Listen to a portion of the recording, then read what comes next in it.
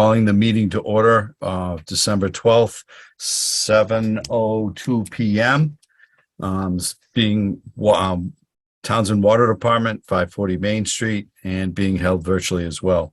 On July 16th, 2022, Governor Baker signed into law an act relative to the extending certain state of emergency accommodations, which, among other things, extends the expiration of the provisions pertaining to the open meeting law to March 31st, 2023.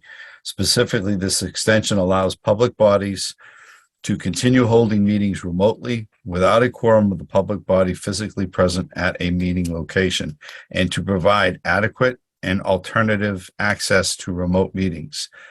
The act does not make any new changes to the open meeting law other than extending the expiration date of the temporary provisions regarding remote meetings from July 15th, 2022 to March 31st, 2023. Call a roll call. Todd Melanson, Chair, present. Nathan Madela, Vice Chair, present. Chaz, if you would. Chaz Sexton Duranian, Selectman Liaison. Okay. Dave is at a meeting, I believe, for Conscom for the treatment plant, so he's going to be about 30 minutes late.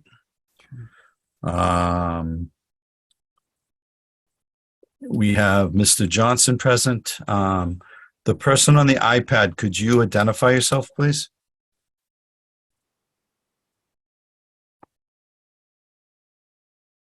Okay.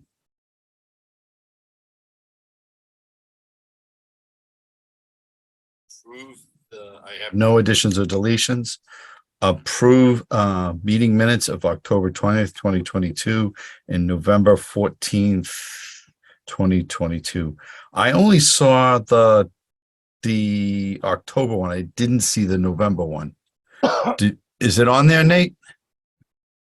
I'm looking at the meeting minutes right now. I'm just trying to figure out. I got the making October sure that one. we get dates and everything right. No, I know. The October one I went through and was good. I just It's didn't. after the questions, all the questions from the October meeting. Then Oh, there it is. Yep. All Okay. right. My bad. It's okay.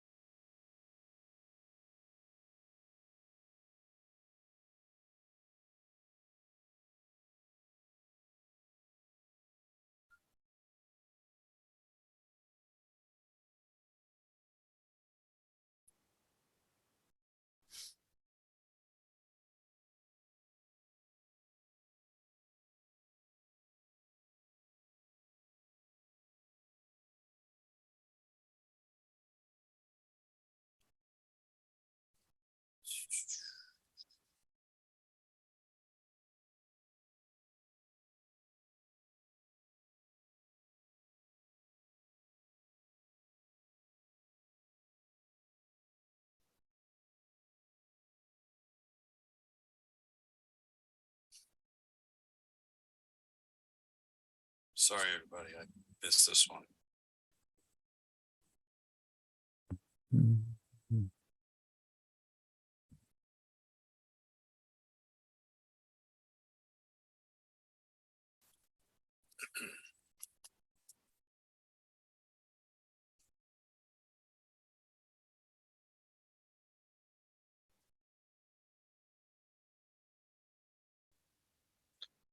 Yeah, I'm good with it. I'm good with the meetings. How about you, Nate? Oh, he's still reading.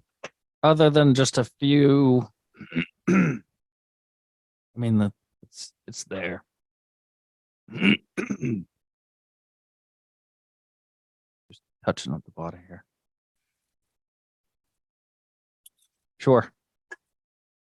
I have a motion.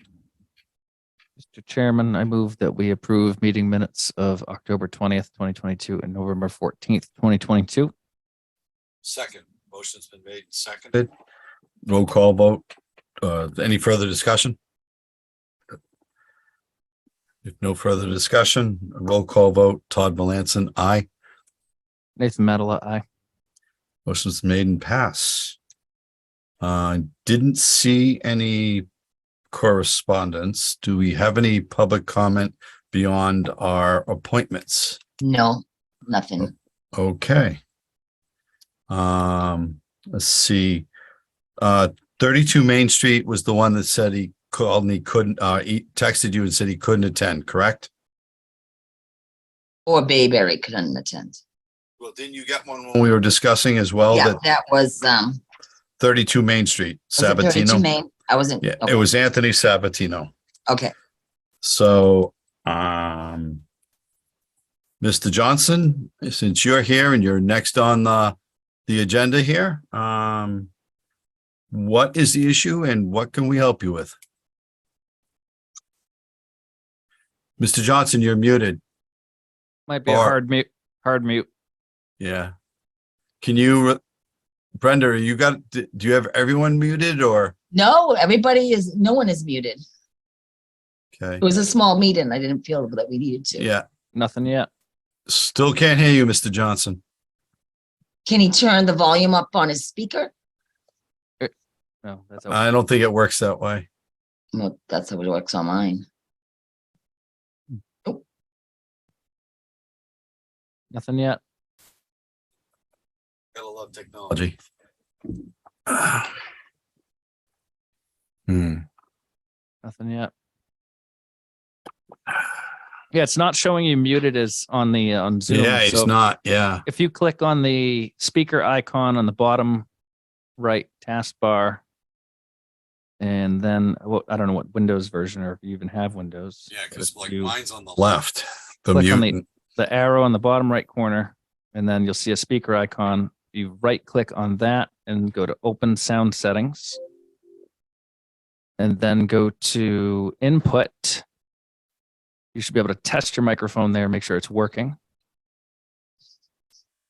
And then if you have multiple inputs, you might need to choose the correct input. Apart from that, we can go deeper, but I'm not sure without hearing you what to tell you. Or being able to see what he's working with too.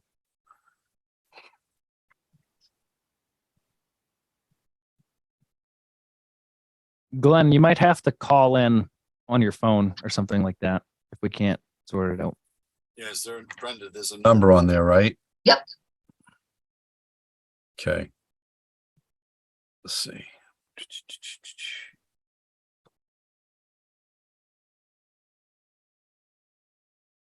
It's not on the agenda. Is there another place? It's on the second page, Todd. At the very end. Ah, there we go. I'll text it to you, Glenn.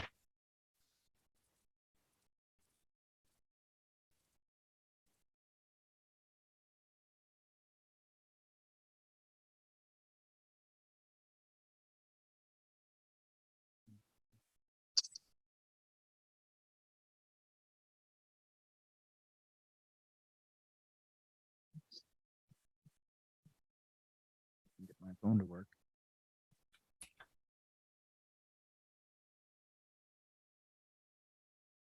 Dave is also having an issue trying to get into the meeting. He just informed me. So It's 929-205 6099.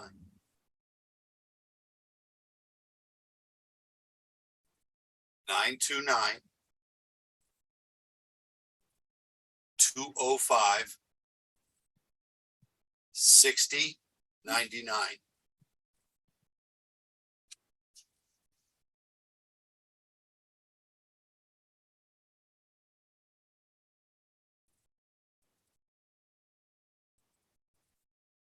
And then I believe he'll need the meeting ID and passcode as well. All right. So If it's asking you for, is it asking for you for a meeting ID, Glenn?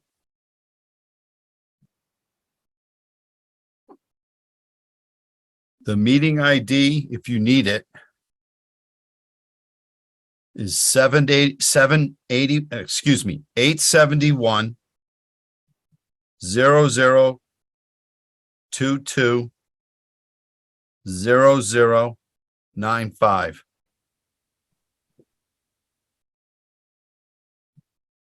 Now, then there's the passcode. I just texted him all that stuff. Okay. Good. Thank you very much, Nate. Now he might have trouble copying it, pasting it back and forth, or it'd be a nightmare.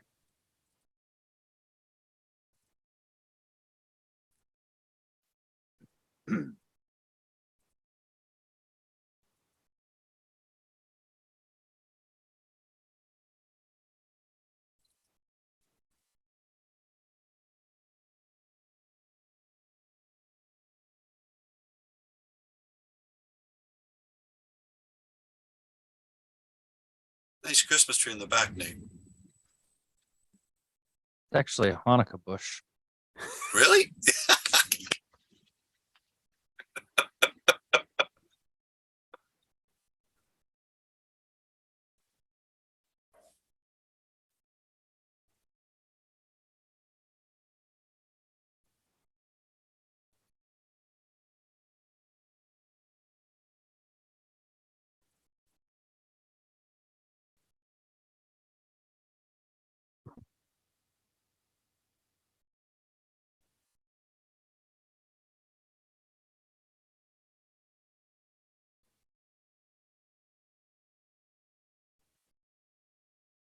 Here I was worried we'd be going too fast and we'd have to bypass Eric until he got here.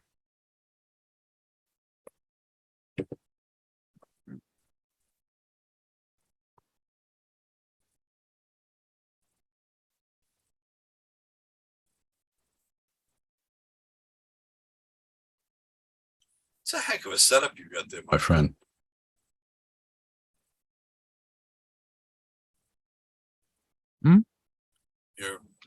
I'm always impressed with you, the mic and the headphones, and you have a sound system and stuff. Just a regular stage mic from when I was in a band. Do you do a blog? I'm sorry? Do you do a blog? That's what I thought you had it set. I'm only on Facebook. I'm not on like Instagram or anything like that. No, you can like record like talking about stuff and you put it on like YouTube and stuff. I don't have time for that. I can't do any editing. No, I was or just anything like that. that's what it looks like. You have it set up. Yeah, or it something looked like that. Yeah. So As soon as COVID hit, it's like, oh well, I'll attach this microphone because it's way better quality. much braver than I am. I could never get it. I have music. We can Yeah. hear you. Okay, fine. Why? Okay, just turn your speakers down on your computer. There you go. Go. You're still feeding back. How's that? Is that better? Perfect. Check, test. Yeah, that's Are we good. all set? Can you hear me now? Yes, sir. Okay. I apologize. I'm not computer savvy. Not a problem. Well, it looks Anyway. like you are now. I appreciate getting through this. So what's the issue, sir? My question is, as far as my water is concerned and everything, I have a whole house filter in the house, okay? Yep. In 1 week's time, my cartridge is totally black. It's got like a film on it that's a greasy film. If I put it on my hands, I have a heck of a time getting any of the stuff off my hands. It's manganese. I understand manganese, but if I'm drinking this water, what's happening to me? Manganese isn't. Well, first of all, if it's on your filter, it's not in the water. It's if manganese is when it precipitates out, it is a black, oily substance like you just described. Right. It's considered a secondary, meaning it's not, it doesn't affect the health of the water, but it does affect the aesthetics of the water, color, taste, odor, staining, those sorts of things. Have they come and tried to clear your line? They've flushed lines and everything else, and I've turned my faucets on and run through the whole house and everything. And I even replaced my main water line coming in from Clapper to Pex. Okay. And I'm still getting the same stuff and everything else. And after a week, the biggest issue I have too is I'm losing water pressure. What's the type of filter you have? It's one of the small cartridges, supposed to be good for, I think it's 4 or 5 people living in the house. Is it a solid cartridge? Solid cartridge, yes. Here's a recommendation I'll make. I deal with this a lot where I work, both with iron and manganese. What seems to work better, it takes it out, but doesn't use up as much, is called a cloth wound filter. It should be able That's to what fit I've in. got. Oh, you have a cloth wound. Do you know the Yes, micron? cloth wound. And you it know fills the up faster, obviously, with 5 microns versus 30 microns versus Right. 50 microns. Right. You want to do the 5. That's usually for what you're trying to do. Because if you don't, some of that might get through. Well, Where there's is- no where issue is- if it gets through, is there? No, it isn't. Other than it cause some staining. Is that staining the inside of my body? No. I'm asking questions. Nope. I'll give you an honest answer. It leaves your body the same way everything else does. That's solid. Let me see. Can I ask one other question if you don't mind? Yes, sir. If you added chlorine to it, would that take that out? Not out into the filter. Chlorine's an oxidizer. So what you're seeing is manganese oxide. So if you add that's the way where I work, we add chlorine so the iron and manganese precipitates out. So it's already precipitating out. You're inside Timberley, correct? Correct. All right. Where are you in relation to Witches Brook? I'm up on Balsam, so I'm at the top of the hill. If you passed the water department on Ash Street, Yeah. you'd go up the hill and you end up turning onto Cedar Circle, and then off of Cedar is Balsam. Dave, you're muted. I have a question for you.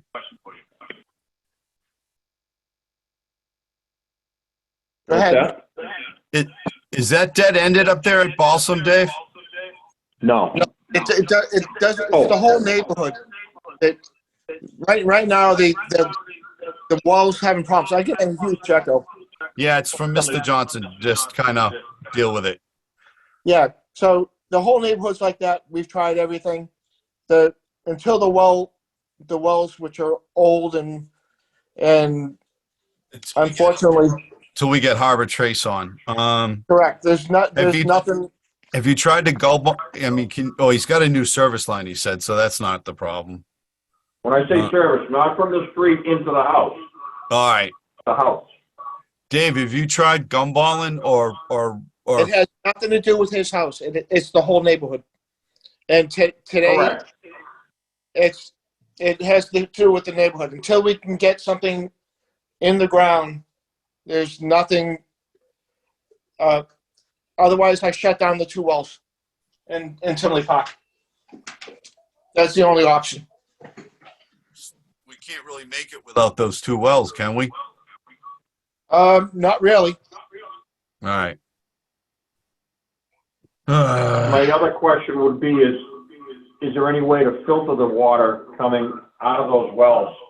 That's and out what into the- That's what we're to the trying to set neighborhood? up.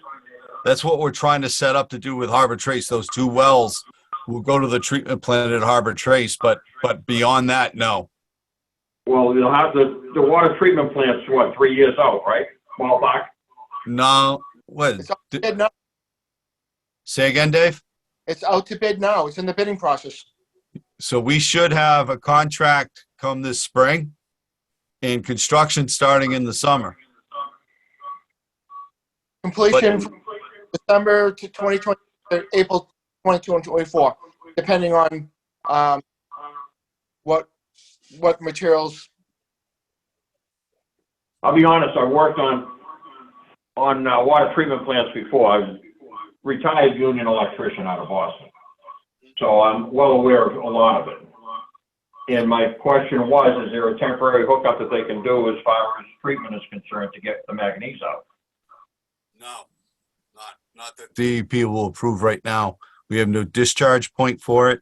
And the engineering of it, to believe it or not, to add something like that would be almost as much as building its own treatment plant. Okay, I didn't know if there was a quick temporary fix. If there was, Mr. Johnson, it would already be in place. I completely empathize with what you're going through with a lot of people. Those wells, thank God we have them, but between Cross Street and the two Witches Brook wells, they weren't meant to carry the burden that they have been over the last 2 years. And we've worked them hard. And it's not just the wells though. You've got, instead of it coming all from one main source like Harbor Trace, you've got the wells coming on and it creates almost like a dishwasher effect inside the mains, and it's getting stuck up on top of the hill, it sounds like. Okay. We will continue to do our best. The staff will continue to do their best to try and clear the lines.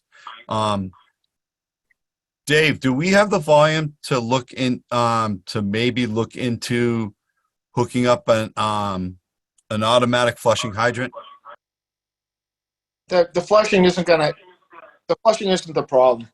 It's changing the direction. So the one thing that's going to change everything is the water line going to Harbor Trace. Even without the treatment plant, going a mile in a straight line with no exits is going to settle everything out. So that's the best solution right now, and that should be done by the end of this, by July or August at the latest. So what he's talking about, do you mind if I call you Glenn? Yeah, go right ahead. Glenn, what he's talking about is we're taking the two Witches Brook wells. We're going Right. to take a water main out the front where the signpost used to be, go down Ash Street and go down to Harbor Trace that way. By having that one straight line coming down to Harbor Trace and then mixing and coming back, it should stop the washing machine effect that we've been getting. So it should calm down. And that's supposed to be done, Dave, when you said this spring to the summer? Yep. As soon as the contract's awarded and they have the materials, they're going to start. And that's the first part of it that's going to get done. So that'll be the first part that gets done. So that's going to be sooner than the overall treatment plant. Also with these PFAS treatment plants, Glenn, they're trying to get them up and running as soon as possible so that people start having a little bit more faith in their water. It's not just Townsend. This is, it's not even just the state. This is, everybody's pretty much experienced to a greater or lesser degree. So what I would say is if you can bear with us, we will get there. Let us know when it's worse. Like I said, the manganese is a secondary, and it sounds like it's oxidizing before it gets to you. On the inside of the pipes, iron and manganese build up, and it's called tuberculation. So you're not probably actually drinking it. It's probably all precipitated out on the inside of the mains. And so when you have the change of direction and flow, it stirs it up. Hopefully, Can I ask one other question? most certainly, as many as you want, sir. Can we go back to, or I should say, can we? Being a town resident, I always say that, but could we turn around and turn Timberley back onto just Timberley wells, the wells just serving them, and then go back to the town off of their other wells? No, we can't support anybody enough of it to do that. That's the problem. It's the Timberley Park wells that are causing the problem. So it's The, the park wells are no good. well, not that they're no good. They just need to be, they need, well, one, they need to not be pushed as hard. But the other part is, they need continual maintenance. We've done some temporary stuff, some initial stuff, pulling them and stuff like that. But they really need to be redeveloped. And that's where you pull them. You pretty much pull all the gravel, all the screens. You either hit it with, there's a couple of, it's usually muriatic acid, but there's a new compound that seems to break. Because what happens is all these minerals get trapped in the gravel and the screens, and then it concentrates and comes up when you push the well hard. So what you do is you pull that out and replace it, and then you also treat with muriatic acid into the ground, and it mostly dissolves it, and then you can pump it to waste for a while. We just haven't had the ability to do that. We actually have on both wells. we And did by the way, I preliminary want stuff. to say one thing. Yes, To sir. Dave especially, and the board members should understand too. Dave, I've talked to Dave a few times about this, and he's been very informative about it and very upfront about it. And you guys could be proud of him. I'll tell you right up front. He does his job well, in my opinion, okay, for what it's worth, and his people. So I got no problems that way. I look at as a ratepayer and everything else. I'm paying for water that I don't want this to turn into a Camp Lejeune or whatever. Well, we're trying to stop it from getting. That's part of the reason. You look at the Harbor Trace wells, I think are like 150 gallons a minute or 125 gallons a minute. We lost Harbor Trace, which was like 600 plus, and we're trying to make up with those. So, like I said, the iron and manganese, they actually don't require you to treat them because they're secondaries. But they recommend you do because of the aesthetic issues and that you're experiencing. You've got the right filter. One thing I would recommend you do when we're talking about chlorine, when you change that filter, your water system is supposed to be a closed system from the point that it wells enter the system to it comes out of your tap. When you open that filter cartridge out now, you've exposed it to the environment. And the bacteria we're all worried about exists everywhere.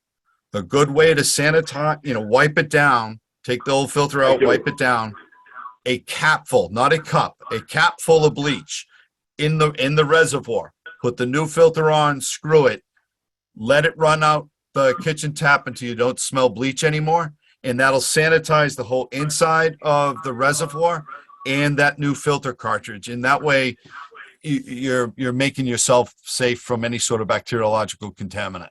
Like I said, the manganese are secondaries. The We filters. No, I know they are. But Glenn, my background is like Dave. I'm a certified operator, but before that, for about 18 years, I was an analytical chemist and a microbiologist in water labs. So I've dealt with almost all the water private wells in and around this community and a lot of others in the labs I was at. And what we're experiencing is pretty common for those, not to the extent that we're experiencing them now. But if you bear with us, I do think, like Dave said, when we get those mains in the ground, it will very much start to, it'll take a little bit of time for up top to clear out. But once we got those, and when we won't have the washing machine effect that we have going on right now. All right. Very good. I appreciate it. I appreciate your time. And like I say, you're doing a great job. I just wish my water was a little bit better. Glenn, we had a capital improvement plan, and it was a lot of main replacement, gate replacement, and a whole bunch of other stuff. That kind of all went out the window when PFAS hit, and they made us shut down Harbor Trace. And the other thing about it is they've been running Harbor Trace to waste. They're using it as an interceptor well, so that the Harbor Trace is pulling the PFAS to it, Because if we don't run Harbor Trace, the two Witches Brook wells, the PFAS go up in those two wells. So it's for us, it's a balancing act. So, And you guys are doing a good job, but what, I'm looking at my bill and I'm looking at what I'm getting and I'm saying, you know, the routine. I'm not, nope, you're I'm not not saying getting anything. You're not saying anything. I appreciate the consideration you're giving us and understanding the position we're in. No water department, no water commissioner I know of wants to deliver a product that people don't like or are discouraged with and stuff like that. We are as fast as we can. I mean, you're talking, Dave, what have we been doing? The engineering been going on pretty much for just about a year. And we've got a complete plan. We found out in May of last year, and we're out to bid right now. So that's well within the 5 years. So, yeah, but we're out to bid in with a treatment plant engineered and a pilot study in under a year. So I don't, like I said, this PFAS stuff, they're trying to get through as quickly as possible. You look at the SRF loan, all the federal money went for PFAS treatment went to the Clean Water Trust, and you have to take a loan out. That's from the state revolving fund. PFAS for us is going to be 0% interest, and I think 43% principal forgiveness. And I mean, that's the extent that the state and the federal government have started to try and do this. The other thing, like a lot of other water utilities, we've joined the class action lawsuit. The first test trial was supposed to start January 1st. And I understood that from the main lawyer, his name's Hank Naughton, that those companies were getting nervous about that trial. And so that the talks of settlement were heating up. Whether that happens or not, nobody knows, but we'll see. But if you look at some of the cases, there was one woman that sued a company, I want to say in Missouri. She herself got $265 million. So, you know, and it wasn't for PFAS, it was for another contaminant, but, you know, so we just have to be, it's hard to say, but please be patient with us. We are working and try and do our best, and get, you know, beyond doing that, trying to do everything we can in-house that we normally have to do. I mean, they put a brand new well on, so the Main Street well is not a tubular well field anymore. It's a gravel pack well. The volume and quality of that water is better than anything else we have right now. It's just at the wrong end of town for you, unfortunately. Believe me, if we could get it to you, we would. You know, they've done the Main Street. We've done a couple road projects that needed to get done because of some safety concerns and stuff like that. And we've done it pretty much with what we had on hand. So we'll get you there, I promise. It's one of the reasons I've been sticking around, as I want to make sure this gets done and gets done right. So. well, I appreciate what you guys are doing and everything else. Don't take it the wrong way, please. Oh, it was never, you did not direct it any I other am way concerned than, about it, obviously, you know, no. and you got the right people working on it, so. No, and manganese is a funky one because it does look like almost like an oily tar. And the biggest thing I ever could equate it to is when I was in the labs, we had a lot of horse farms would call us in the spring because there was an oily sheen on top of their ponds, and they were afraid to let the horses go near it. And what happens is manganese, when it first precipitates, it actually floats to the top, and you get that gas metallic sheen and stuff. So I completely understand the concerns. Please keep communicating with the staff. We have a good staff. And you know, they've dealt with a lot of things over the last few years, and they've done it with a good amount of professionalism. And you know, you know, as a chairman, I couldn't be prouder of them. And they'll get you there, I promise. We will get you there. Like I say, one of my big concerns was when you touch it and you get it on your hands, it takes forever to get it off. And that was like what's happening inside. That was, you know what I'm saying? No, I know. One of the things, if you have trouble cleaning something, there's something called Red Be Gone. Just be careful with it. It is a strong oxidizer, but well, if you're a union guy, you ever see a mechanics and they get the oil soap, it's got a grit to it. That'll take that right off. Just so you know, we Well, what give, also works is, Uh-oh, go you ahead. know, the wipes that you get from Klein and all that, they have a rough side on one side, smooth on the other, but they do take majority of it off when you get it on your hands. When we've pulled the wells, or I've actually gone into one of the treatment plants I've gone into has a underground waste tank that we have to clean out. The whole confined space thing, fun. But it was primarily manganese, and yeah, once it gets on like your clothes and stuff, it's almost but because it's coming out, Glenn, it's not dissolved. If it was still in solution, the liquid water would look like that. Okay? Okay. All right. Anything else we can do for you, sir? No, unless you can lower my water bill. I haven't heard that one before. No, come on. I appreciate your time and Glenn, and all your comments couple of- about it, so. Couple of things. Do you have Dave, does he have one of the meters that he could get the app for? I don't know. Call the office tomorrow. There's an app with the newer meters and that you can get, and it can show you your consumption and tell you if you have a leak and things like that. But it all depends on what age your meter is. No, I think it does because I did get a message about a water leak, okay? Okay. And my valve is going, the shower valve's not working well. And there again, I gotta change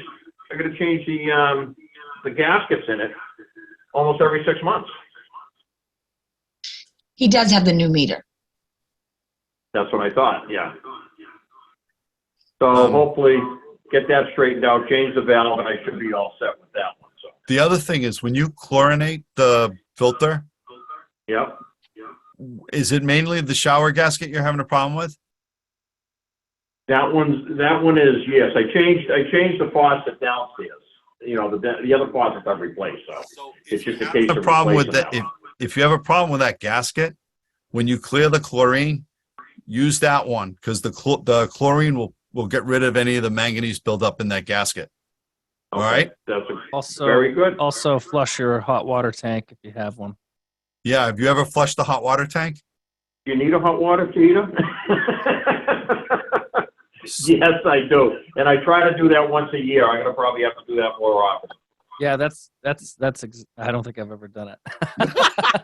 I found out I never knew about it until I was having a problem and I couldn't get a house to clear. And I read the O&M manual on the hot water tank and it says in there that you're supposed to do it annually. And Right. it gave all the reasons why. And I never knew. So I'm like everybody else. No, Nate, I thank you try for to do by that the once way. a year faithfully, so Good enough. And we try. We And all like do. I say, I want to thank you very much for your time, all of you, and stay healthy, gents. And young lady. thanks for coming, Glenn. Thanks, Glenn. Very good. You take care. Thanks again. Take care. So, You too. okay. I'm not even gonna. I'm gonna butcher that name. 4 Bayberry Hill Road said he could not attend tonight and will be on our January meeting. Correct. 7:40. Eric Slagle, Town Administrator. Is he on? Is he on or in? He is not on yet. No. Could you text him, Chaz? Mm-hmm.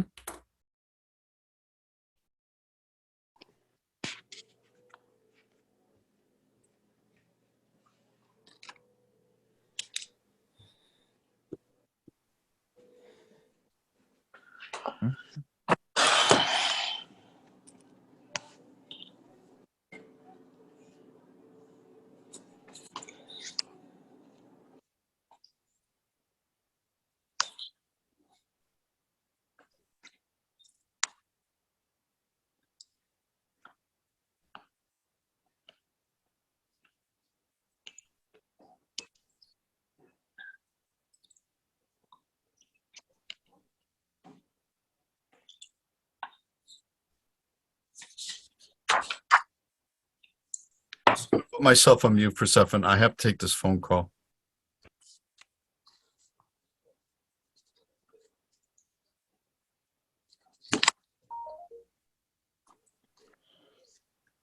He's logging in now, Nate. Okay.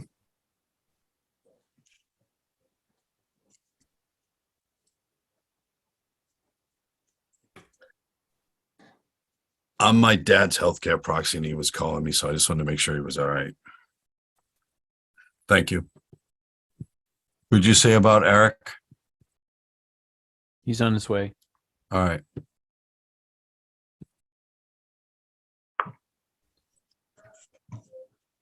I'm wondering if he's. Well, he's not at town hall. It's too late to be at town hall. He No, knows. he said he's going home. He knows it's a Zoom, right, Dave? I talked to him this afternoon. And I'm at the office. He's not here.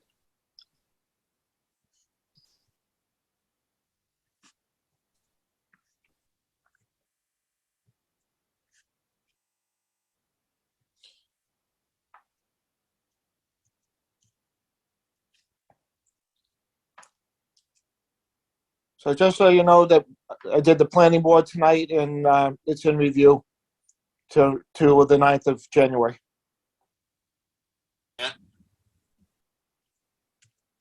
For the treatment plant, Dave? So that's the stormwater. That's the only thing we have to meet for the planning board is the retention basins. Stormwater Yep. management plan. Yep. So that was submitted. They got it. It's in review, and so the next meeting is on the 9th to see if we can button that up. Wednesday we have the conservation. That should be the final one, and we should pass that. And that's Wednesday night. While we're waiting for him, why don't we? Nate, what do you think about coming back to him when he comes back on and we can continue the meeting? Oh, yeah. All right. So 3.1, discuss review 1 Pearlbrook Road Service Agreement. Dave, did you have town council review that? I did. He had one line, and the only line he wanted on there is the date of completion. And basically, you're going to decide the date of completion, and like say 1 September or 31 September or whatever you decide you want it. What's reasonable? I would give him to the 31st of September. This way, if Potts, Well, he can't do anything now in the wintertime, so he's not going to be, you can't do any excavating past where we are now. Right. Especially with a water line. So if you think come spring, the September 31st is reasonable, Dave? Yeah. All right. So we just need to come by, put that date on, or you will put the date on, and Nate and I need to come and by and sign that, correct? correct, and then I'll have him sign it. All right. Nate, We are you already going? approved that contingent upon town council. Okay. Correct. Are you going to town meeting tomorrow night, Nate? I'm gonna try like that. Do you want to meet somewhere off, and sign it tomorrow night? Oh, maybe not. Maybe we shouldn't do that. Well, you can go and sign it, and then you let me know when you're gone. Yeah, that's I didn't mean together. I mean, but it's just- I know what you were saying, and I agree with it. I didn't mean it, but just meet with Dave and sign it before the meeting somewhere, because we can't do it. I'll be there tomorrow. I have the bid opening for the generators tomorrow afternoon. So I'm going to be there till like 10 o'clock at night. Well, it shouldn't be that late. It's not that big of a meeting. Yeah, well, you ever see whatever it's going to be? No, I've been around, so I know, but It doesn't start till 7:30. if you can, will you be at the office, Dave? I will have it at the meeting if you want. We just What if you want? You tell me. We just can't sign it inside the building. That's the thing. So you can bring it with you and we can like sign it in the, is it even in the parking lot, Chaz? Do we have to be off property, correct? To sign a contract? Yeah, I didn't think you could do any, Just can't be together. Yeah, it's got to be separate. Well, but you guys aren't deliberating anything but signing a contract, so it's not going to Okay. be that big a deal. Right. The only, Yeah. As long as you're not doing any kind of deliberations, you can do it together. You don't need to be. all right. Can we do it inside town hall or do we have to do it outside of town No, hall? you can do it. You can do it in town hall. Sure. All right, all right. Just bring it with you, Dave. We'll take care of it tomorrow night. yeah. All right. We'll switch back to 2.4. Eric Slagle, Town Administrator. You have the floor, sir. Well, thank you very much for having me. I think the goal of our of me meeting with you guys tonight was to talk about the OPM issue. Correct? Pretty much. Well, it's on here. It says discuss budget, plant funding, and OPM. Yeah. What issue are we talking about here? well, because just so for folks who may not be aware, no, because of the cost of the water treatment plant, the state requires that we have an OPM. That the town the Board of Water Commissioners have an OPM under contract going forward during construction. And we met, the Board of Selectmen at their last meeting met with Dave and Todd attended and had a preliminary discussion kind of about how to handle the OPM process. So in the interim, I did get an opinion that I mentioned to Todd about from the Attorney General's office that we do have to go through a qualifications-based process to secure an OPM, which basically means an RFQ. So, That's RFS. well, the AG's office said it's an RFQ, so that's, I think you're muted, Todd. So. I got the same from the OIG as well, that it's an RFQ and you can set the quals for it. Yeah, and so I have some of I have the qualifications, the kind of the specs, I think, that Todd, you had put together for when you were making some inquiries with folks about how to do this. And so unfortunately, we are going to be ridiculously tight to a deadline to even get this done because of the 2-week requirement to get things to be posted for an RFQ on the Central Register. But we are what we'll have to do, I think.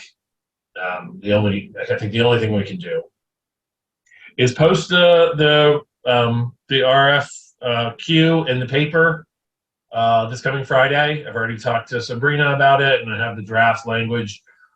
That's pretty easy. The draft language for the Central Register is also relatively easy. I'll post that too. It won't go in the Central Register, unfortunately, until next Wednesday. Which means 2 weeks from that is the 4th. Which means, in theory, we would have to. What time is the opening on the 5th? 2:00. 2 o'clock? Yep. So, in order for the process to work, we would, with the date of the opening on the 5th, we would have to get. I would put it for a request for qualifications to be due at noon on the 4th. we'd have to review anybody who submitted requests for qualifications and get a decision on which firm that we wanted to go with that afternoon. We would have to make that determination on the 4th. And the understanding is going to have to be in the RFQ that the selected firm would have to be prepared to attend the bid opening at 2:00 on the 5th. All right. So Maybe. that is a incredibly short timeline. Yep. And it also means we'd have to get the Board of Selectmen would have to pre-authorize the signing of a contract with someone before we got that open. The Board of Selectmen meeting's on the 3rd. Eric, hold on 1 second. Nady, you around on the 4th? That first week I should be, yes. But here's the other thing. You can't enter a contract without the money.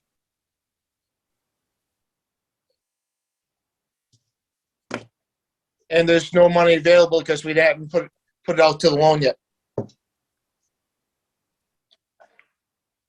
Okay, so the funding for the OPM was not a part of the ban. No, that was just for the engineering. Thought it was part and parcel in there. No, the 517,000 was only for the engineer.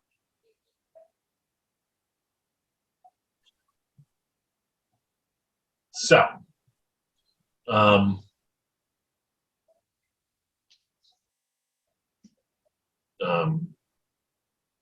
so that's another hurdle. Can you run this by the OIG and see what they can give us for leeway? The money's authorized. It just, there's no money to enter the contract. Right. Yeah. You know, I can ask the contact that I had if there's if they have some ideas. Unfortunately, my concern is what they might say is, well, you don't need to worry. You can just go out to just redo the bid. It's supposed to be open on the 5th, and I'm not sure that works. No, it doesn't. And it screws up all the other timelines. Right. The other possibility that is out there is that, you know,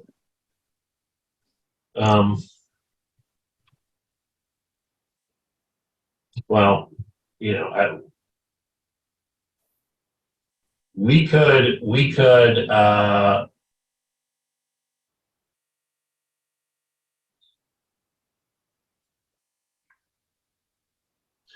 well, I can ask.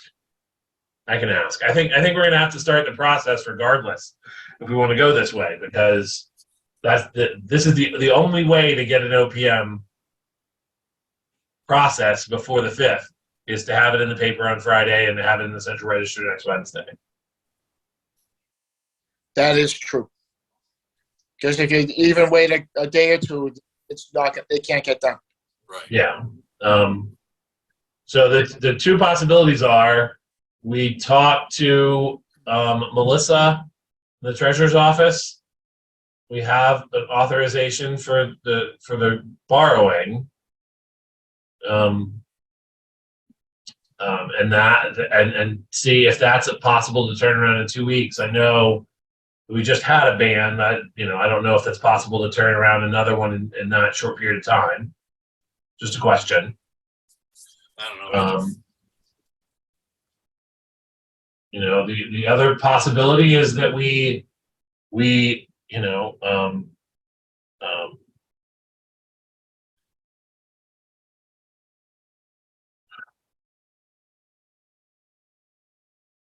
I mean, I could ask the AG's office how they would feel if we named a temporary OPM to come back and for that opening, and then while we're going through the process of hiring one, that would give us more lead time. You know, if we did a temporary OPM while we were, you know, going out for a full-time one. Mr. Chair, may I say something? Yes, sir. Eric, I'm under the understanding the language says that if we state that we are in the process of getting one, it doesn't necessarily say that there has to be one named at that particular time. At least, correct me if I'm wrong. I mean, if we can ask the AG that we are in the process of doing that, and that timeline is going to be very tight for us, do we have to have somebody named, or can we prove that we're in the process of that? So I can ask. I mean, the way I read the requirements are that when you go to open the bid. Is this the bid or is this the pre-qual? This is Same the, thing. It's part of the bidding. All right. yeah, but I can certainly ask that. I can send an email to the AG's office and just say, we're at this point in the bidding process, and we're going to go out for an OPM, but we're concerned that it's too tight. Can we do the pre-qual without an OPM, knowing that by the time we get to the full bids, we'll have an OPM, and see what they say? I mean, Yeah. all they can say is no. Right. I mean, you asking is the key. Yeah. If you don't ask, we're not going to know. They have gotten back to me very quickly with every question. So Okay. the woman who I've been talking to has been very helpful and very responsive. So I consider I can do that first thing in the morning and find out if that's If you get an answer, can you let Nate and I know tomorrow when you Absolutely. or and Chaz too, obviously. yeah. But, I can let everybody know what the answer is when I get it. Then So if we have, go Let me ahead. happens on the 5th. The contractors and the subcontractors pre-qualified, but all the subcontractors are giving a price. So all those prices get put on a list for the contractors, and the contractors have to pick out which price they like the best, or which contractor they want to use. And only the pre-qualified ones and the price that those subcontractors give can be used. So the subcontractors are actually bidding the project. Right. Yeah. I mean, that's for all the subcontracted work. This is but I can ask the AG's office, and they will say what they will say. We don't have any choice, and we need the 5th. Yeah. If that is a drop dead date, then we just have to figure out a way to work around it. And I can, I'll ask, if they have any other suggestions for how to be helpful with that. Yeah. But regardless, I think we're going to have to put it in the paper and put it on the. Yeah, no, go ahead and do that. I know we discussed it, but we still have the option of having Dave, but we would have to. It's been a lot of extra time,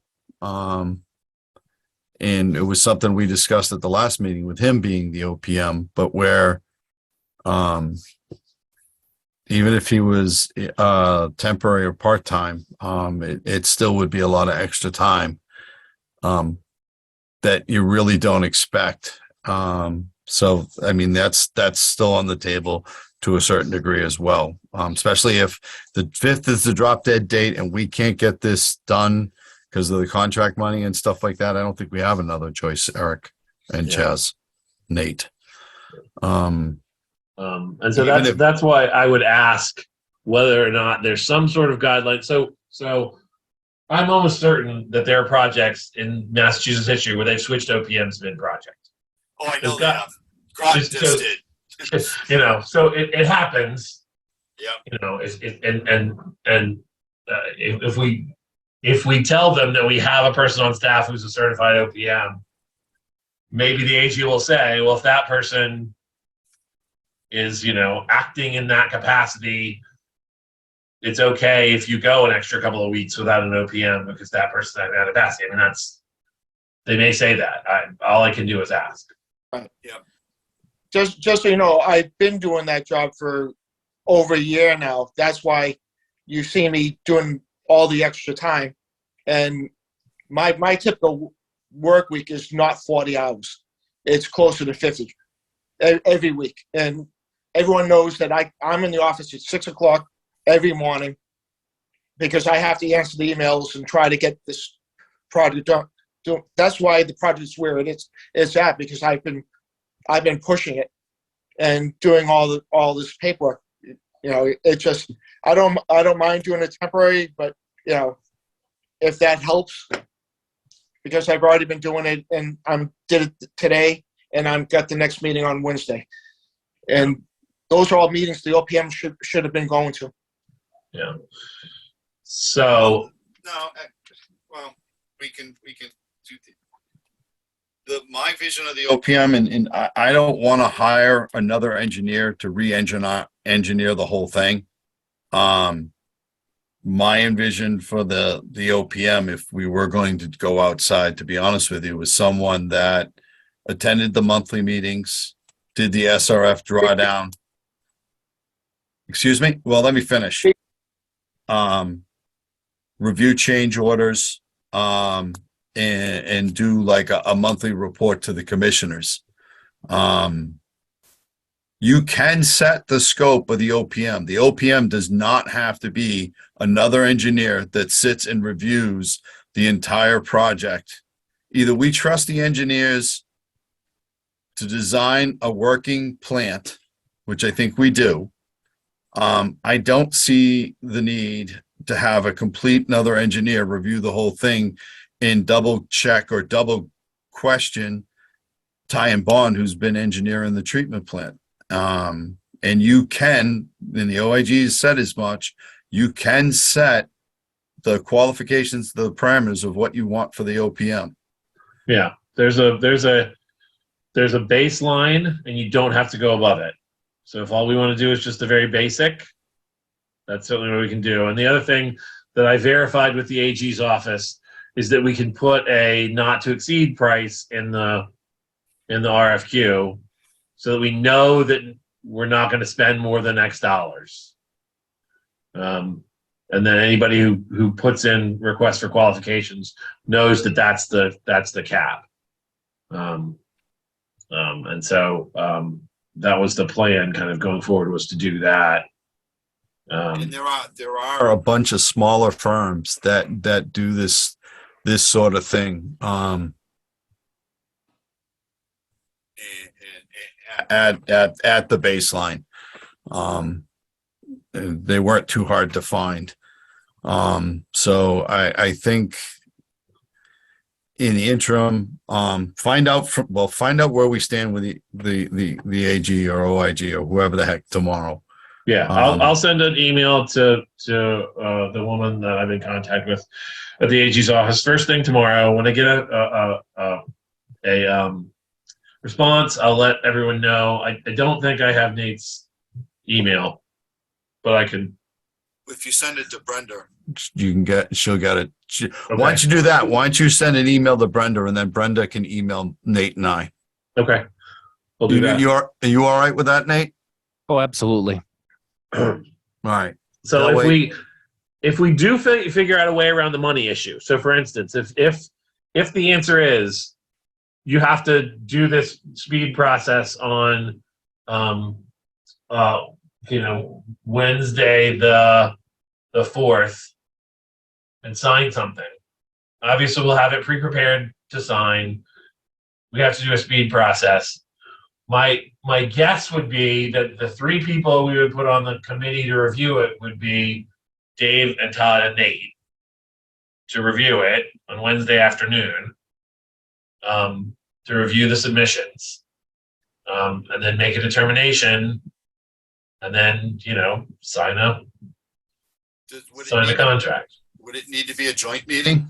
Because once we sign the contract, the Board of Selectmen have always had to.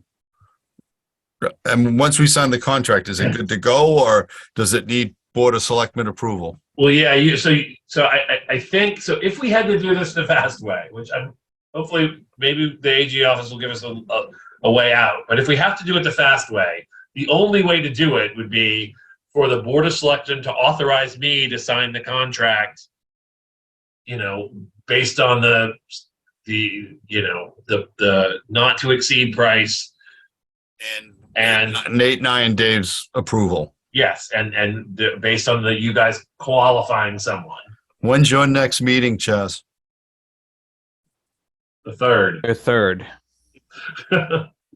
So they would have to do that on the 3rd to authorize me to sign it. Right. We would give the TA authorization to sign it following these particular parameters. And then you guys do whatever you need to do on the 4th, and then he's already authorized to sign the contract for the Board of Selectmen after you guys vote on it. So once there's that speed that has to happen on the 4th, but we can pre-prepare the contract. We can pre-prepare, the rating sheets. We're going to have, almost 3 weeks. It's 3 weeks from tomorrow is when the opening would be. So we have time once it gets posted to get all the documents in order to do it. It's just a very, very, very, very, very, very, very quick process on the 4th. And as Dave mentioned, that it does require having a funding source. So let's find out what they say about this funding source. So we have a voted funding. We haven't applied for the loan. Yeah, and so I can ask that too. Is that, we've got an approval for the funding, but we just have to go out to a band. Is that sufficient funding for an appropriation for? You could actually include it in the SRF, I think. So I don't know if we would need to go out for another band, so long as. Well, right now we have about $350,000 left for the OPM that which I put in. So there's that amount of money there. That's in the budget now, Dave? That's budgeted for the OPM. All right. So is but the SRF is that's not a reimbursable kind of thing. We have to apply and they give us the money, and then is that right? Right, but no, actually they started making. Let me call you. Call the OIG. I will call Patricia Arp tomorrow, and she can tell me, because some of the stuff they're allowing. What's the word you just used? I don't know. There's a lot of them. Just said it. Appropriation. No, before reimbursement. Oh, reimbursables. Yeah. So they are allowing it, especially with these PFAS projects. So let me find out if the OPM work can be, if part of it, or because I don't think you pay the whole thing up front, do you? Well, no. No. So what the whole situation is, we went to the town voted for 14.9. The SRF was just under 14.1. The engineering, the OPM, is that $830,000 and the engineering took up 517. So the rest of it is for the OPM. So the OPM is budgeted outside of the SRF loan. Correct. Okay. I budgeted it. I budgeted for it. But we could, I think, out of the SRF reimburse the water budget for that. Let me verify that. But because they have made, the Clean Water Trust has been pushed to make a lot of adjustments, shall we say, to their loan projects for these PFAS projects, because they need to go so quickly, because the timelines are so tight. Let me see what comes of that. Some of the figures I saw in some of these smaller firms don't come anywhere close to what we were looking at. Yeah. So we have a couple things to do. Brenda, I would say tentatively make a meeting for the 4th. Well, no, you wouldn't want to. You wouldn't. I'm sorry, and you asked that question. I didn't answer it. This would not be at a meeting. This would be, you each would get the packets and score them and send them back to me. Oh, okay. So we don't. Okay, that makes it even easier. Yeah. So you would get a copy of. We'll once we get the RFQ responses, we'll put them to. We'll scan them all in, email them to each of you with a rating sheet, and then you guys just fill out your rating sheet and return it back to me, and I'll figure out who you guys chose. Right. You should not be together when you do that. Oh, my misunderstanding. And Yeah. a little I have to put in everyone's ear is that to consider minorities and women-owned businesses when you're doing the rating sheet. Yeah, you have to. They Yes. get a higher rating. Those are Wait, Why wouldn't important. you? Say again? Why wouldn't you consider minorities and just No, saying no, that? No, and- in the ratings, they get a higher rating, Nate, than Oh, if okay. it was like it's just the way these contracts work. Is Just that when you say a rating? So you're going to grade them. You're going to grade the submissions. That's interesting. Yeah. So have you ever done an RFQ, Nate? I have not. Okay. So let me explain it to you really quick and dirty. Mm-hmm. There's going to be, I'm probably going to put in like 5 things we're going to rate them on. The first is going to be, Did they meet the does their submission meet the things that we said that were in the scope? And if it meets all of them, they're going to get a highly advantageous. If it meets 90% of them, they're going to get what's called an advantageous. And if it doesn't meet any of them, it's going to get what's called not responsive, right? Not advantageous. Right. You got 3 choices. Yeah, and so then we're going to rate them on what is their experience doing water treatment plants? Do they have they done more than 3? That's going to be highly advantageous. Have they done between 1 or 2? That's going to be advantageous. If they haven't done any, it's going to be not advantageous. And so those are the 3 choices you're going to have for all 5 of these categories. And then basically you're going to send in a sheet that says, and I'm going to do the sheet for you. So it's going to have all the categories, and either you're going to check a box that says highly advantageous, or not advantageous. So And it's some of not- the ratings are dependent upon sex and race. And so there's a rating that says, is this a woman-owned business or minority-owned business? Wow. And if the answer is yes, they're going to be highly advantageous. If the answer is no, it's going to be advantageous, because you're not going to give someone a not advantageous to that. But like that would I be, understand. yeah, that's sort of a rating. And and so yes, but it's going to be a form, and you're going to know exactly. You should, if I do it right, know exactly how you should rate them based on what the rating sheet says. And we're going to tell them this too, right? It's in the RFQ. This is how we're rating you. Yeah. So if you don't have 10 years of experience in the industry, Listen, that gets you the highest one, and 5 years gets you the middle one, and under 5 gets you the lowest. But they'll know that coming back. If they can't answer an RFQ correctly by this point, I really don't want them working on the project, Eric. That's all it is. It's just a test to see if they can follow instructions. That's really all. Exactly. Pretty much. That's exactly what it is. But what it is, it's separate from price tag. they know under this RFQ, they'll know what the upper limit is. But you choose the person based on their qualifications, and then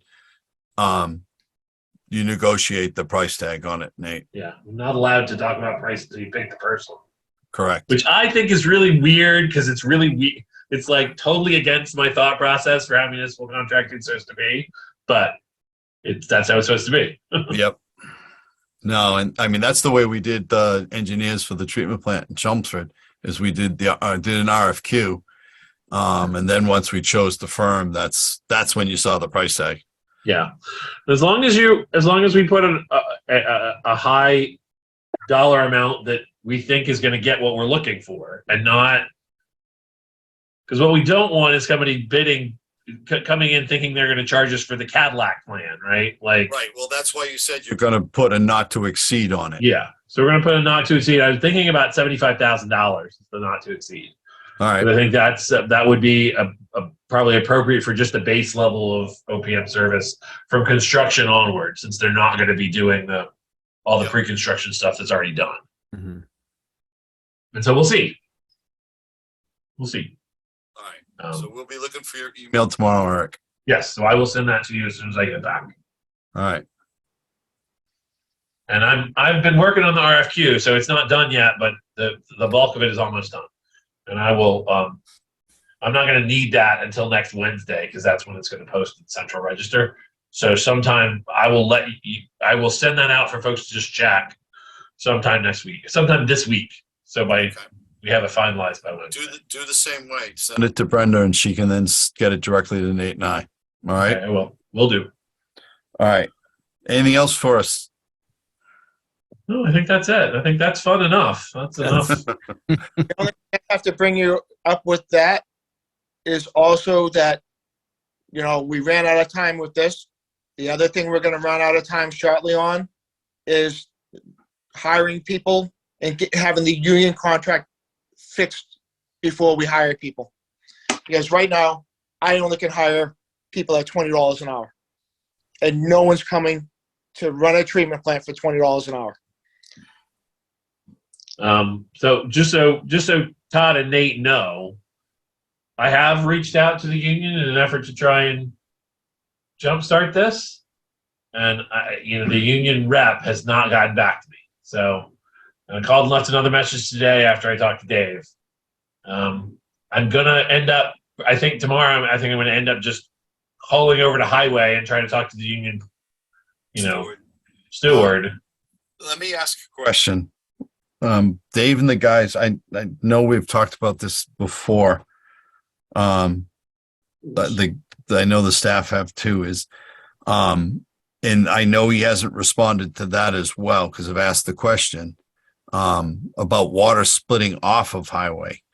And if you could put that in your conversation with him as well, I don't know if that helps or hurts us, but I know that it seems water has been hindered because they are We talked about attached. this before. Yeah, we have. And- It would be a great idea. I mean, But he has not responded to anybody that I know of, from Dave to Kevin to Misty. It just. Well, it gets worse than that. I have to come up with a budget in the middle of January, which I cannot do without some. You're not going to hire it. I will back Dave up 100% on this. You are not going to get a certified operator or someone that's going to be a certified operator at $20 an hour. That is not the market rate anymore. Yeah. It's more like 25 to 28, Yeah. to be honest with you. And Low end. say, yeah, no, and the market's changed. You look at the amount of people responding to these ads for operators, for superintendents and things like that. The numbers are very small because there aren't that many out there. Yeah. So I don't know what we do. Other than what we've said is is there someone above him? Because is there someone like in the union itself, in the hierarchy of the union that's over him that can kind of put some leverage on him so he's responsive? Or is he it? I mean, there are there people above him? Yes. I have no idea who they are. I mean, I'd have to call down to AFSCME and find out. He runs, he's kind of a regional kind of guy. Right. So he's not just a Townsend, right? He's got a whole bunch of municipalities. We're probably the smallest, not one of the smaller ones on his list. Yeah.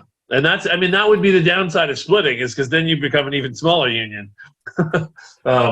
Yeah. But yeah, you're already not getting calls. So I can,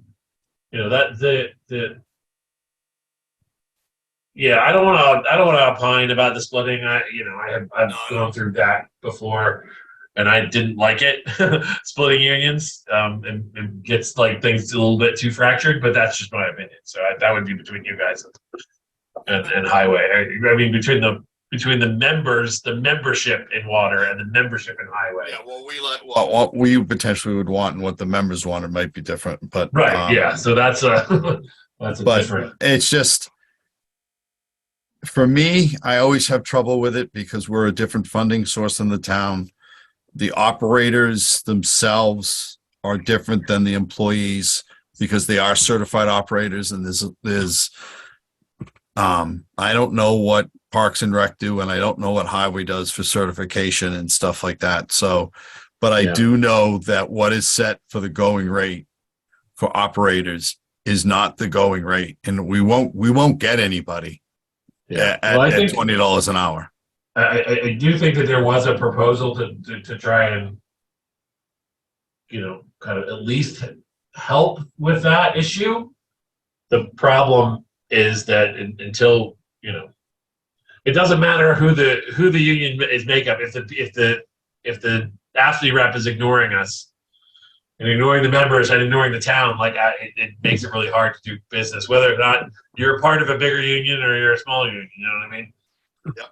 So that's the frustrating part that I have is, he's not being responsive to you guys, but I'm going to try to call the union steward at Highway, and maybe that will do something different. Maybe. Yeah. So that's one issue, but how do we even know about budgeting for pay when we have there's no negotiations going on? And that's the other issue. And well, the negotiations doesn't that have to wait on the union guy to respond to? Yes. Yeah. So that's the other part of it. I mean, it's not just frustration on their part. I think the town is probably equally frustrated in the lack of response because nobody can do anything between planning for budgets. I mean, they've got to plan their own budgets, and I think all the contracts are coming up this year, Chaz. That's our plan. Yeah, I mean, they are all except for fire. I think they're all expired. Yep. So. Well, some So are what- expired and some are not. We wanted to do them all at the same time. Yeah, and so the goal was to do them. We're working on police, but I wanted to have meetings with other unions start already, and I haven't heard back. So it's a little bit frustrating. I think you're gonna have to, Dave. Unfortunately, your budget's gonna have to be your best guess. Right, you but know? I cannot hire anyone for the treatment plant, and it's not possible. Our board has voted something in. The union was given it 6 months ago, and there's no progress, no talking, no progress, no Right. response. And how am I going to hire anyone? I'm going to get within 3 months, and I can't even put people in the treatment plant because they're not licensed. Yeah, And I think so part of this is frustration from my perspective, because I'm having trouble getting in touch with the union. But the union membership also needs to be reaching out to the union as well, not just Dave and me. Like everybody in the union needs to be calling up and figuring out why this is, or calling up the union president or steward and say, why is this conversation not happening? Because As far as I know, I know I think it was Kevin and Misty told me they had both tried to contact him and he was equally unresponsive. Dave, if you could reiterate that message to Kevin and the guys to make sure they're calling him to be responsive, to get back to you, the town, or whoever, so we can get this moving forward. Right. One thing I would recommend you do, Dave, if you're going to budget, what were you looking for a range for the operator? Right now, that's something we'd have to discuss, but I think to start as an operator, even, in the beginning, I have to offer 24 to start. So And- why don't you do this? What would be your upper range? 30, because that's the going rate for the top of the scale. Well, Yeah, the top, like just for Chelmsford, Wow.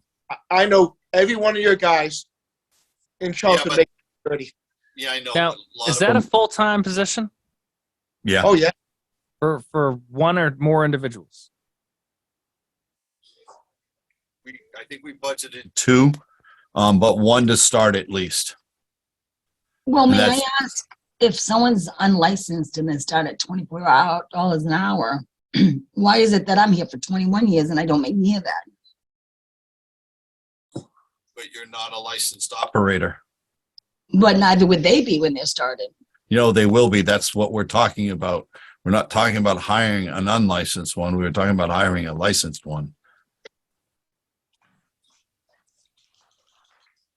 but even the way this Anyways, works right now, you either make a D1 to start or a D13 for all the licenses that we're asking for, and there's no in between. So if you have one license or two licenses or all but one, too bad, you make $20 an hour. That's how it's written. yeah, and there's separate licenses. And so Dave. right now, no one's working for us. Dave, set your up. If you're doing a budget, so, Set Todd, your- can I just mention something real quick? I sure. think this is probably a water. Is there anything else you guys need me No. for, do you think? No, I don't think so. Okay, I didn't want to bail if you. No, There's something else you go want. right ahead, sir. Thank you, Eric. Thank you, Eric. Okay, so I'll try to get that email out to you first thing in the morning. I will get that email out to her first thing in the morning. I'll get back to you guys as soon as I can. Appreciate you. Thank you, Okay. Eric. Thanks, everybody. So I'll work on the union. I'll give an email every day. Dave, So make sure the guys are emailing them too. Like Eric said, the more people start, because he works for them. He works with you, but he works for them. I would have them giving him an email every day if they would, please. All right. So getting on to the next one. Hold on, we're at 3.2. we're still at 3.2. All right. So now originally, I just want to bring up that the rate budget was for 6 years. In the first year, it was 20%. And then there's the other 5 years of that rate study that are going to come this week. I've been doing everything I can to lower that cost. But originally, it was 15, 12, 8, and 3. 15 isn't going to fly. So since then, we went to 46.2% forgiveness. So that's going to be a big thing. Tomorrow, if they vote for the trailer, that takes $100,000 off our funding that we need for the next 5 years. All right, hold on one second. Nate, do you know about the trailer? No, no. What are you talking about? The dump truck got decertified, red line. We can't fix it. We can't use it. The dump So- truck or the trailer? The dump truck. So what Dave did, instead of replacing the a whole truck, you can get a dump trailer that our utility trucks can pull, and it costs a whole lot less than a whole dump truck. Okay. In trying to save money, he put that as a warrant article. Now, what was wrong with the dump truck? You name it. I think we've welded that frame like twice. It was pretty much rotted out. Okay. The So this hydraulics. thing's, what is this thing from the 80s? I don't know what it is, but I know trying to push things down the line the last 3 or 4 years, Highways had it a couple times and welded the frame back together. There's just, from what I understood, there was like nothing left to weld. Mhm. And I think it has an 8-track player in it. Right. So a dump trailer will cost between 13 and 14,000. Yep. A truck will be between 100 and 120. So we don't need, the dump trailer will actually have more capacity than the dump truck that we have now, and it'll suit us. And I can take that 100,000, take it off the capital spending, and try to keep our cost, make it that the 13% down to 12, so, for an example. And so I'm trying to cut corners. The other one is there are 66 houses along the route for the water line. I sent a letter to every one of the houses to see if they want to hook up. 12 got back to us. So I took 54 houses off that list. It's $10,000 a house for us to put a service in. So that's at $500,000 that I cut off the project by just doing a little mailing. So that will also help the rate. I'm trying my best to cut money off project as much as I can, because we have to pay 54% of it back. So no, I understand that, Dave. One question on the capacity with the dump trailer. Double check what you're going to need for CDL, especially for where it includes towing, and make sure you're covered with the guys or yourself before you get to that point too. Okay. yeah, we're fine with that. I already checked it. Okay. Now, I know there's a difference with towing versus just a regular CDL. So just make sure, you're covered with the drivers for it. Right. It was F350. So we're doing a little bit above that capacity. So Yeah. we're going to be more than fine without a CDL. All right. So, well, no. All right. The other thing is, I thought we were going to have Ty and Bond look what we had for receipts come in. Look what They're going to like- do like- it right now. I already gave it to them. Okay. The other thing too is about saving money is that rate increase was also including rebuilding our emergency fund. Now that the town and the treasurer and you found the MBTE money. Nate, did you know this? I think Yeah, we talked about this last meeting. Yeah. Yeah. So that we don't need that anymore. So that's a huge chunk. The amount, I think we originally set the rates with 2% interest and no principal forgiveness. So now we're talking now we know definitely it's 0% interest with the 46%, 47% forgiveness. I'd like to see what they come back, because there's no way we could do that. Oh no, they have tar and feathers at the store. But With also, So- well, Wait, I'm probably right there next to you. So, with but that, no, you probably look a lot better with the feathers. thanks. Same with me. Wow. So, but what I would say is I also don't want to get away from doing a rate review, the part of the problem is we didn't do one for so long, and that's why the first bite was as painful as it was. So I don't want to get away from, at least if not reviewing, doing like at least a 1% or some sort of increase on annually, just so that we stay current with what our costs are. So let's see what they come back with for next month. It'll be at the next month's meeting, correct? That is correct. I asked Okay. him for it.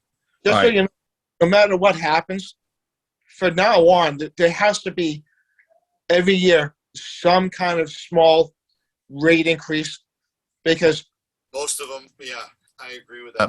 Almost every water, I think Westford went up, I want to say 24% this year, Wow. because they hadn't done one for so long. So you're actually seeing that a lot. And it's because if you don't do it regularly, when you finally do it, the jump on it's painful. All right. Because let's see, Water Commissioners update. We're kind of set with that until we see the rate review, Dave. right, If you were preparing a budget though, theoretically put your upper limit at 28 and put a budget together on that, 28 what? dollars per hour for operator. All right. Do you know what I'm saying? And put it out there, so that you have it in there, so that, because the thing with the union is not going to get solved in the short term. So if you're trying to plan for it, I would set it at 28, 29. Hopefully we can get someone closer to 25. But give yourself some room so you can actually do your planning, and that's what I would do. Right. This as an advice. I'm not telling you that you have to do that. 4.1, Commissioners' updates and reports. Nate, you got anything for us? No. Good enough.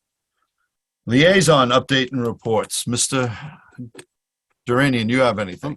We All right. we already talked with the TA. That was There my we- only issue. Okay. All right. 6. Superintendent's updates and reports. Take it away, Dave, and just go down the list. So, accounts manager, as you know, Misty's leaving. We did interviews. We found a very worthy, actually, that's actually her name too, Jessica Worthy. So it's a very worthy candidate for Misty's position. Most of the people wanted way too much money, but she's a little younger, and she's been 10 years in customer service and being receptionist and is very good with computers. So I'd like to put Jessica Worley in for her replacement, which would be put for the 3rd of January in the selectmen's meeting. I really liked her resume. I'll be honest with you. I But like that she's younger. It gives us some continuity. Brenda is not always going to be there to help us out and bail us out. What you're saying, a resume? I have something That was the attachment, the first attachment. 3 pages. Yeah. That was her resume, I believe.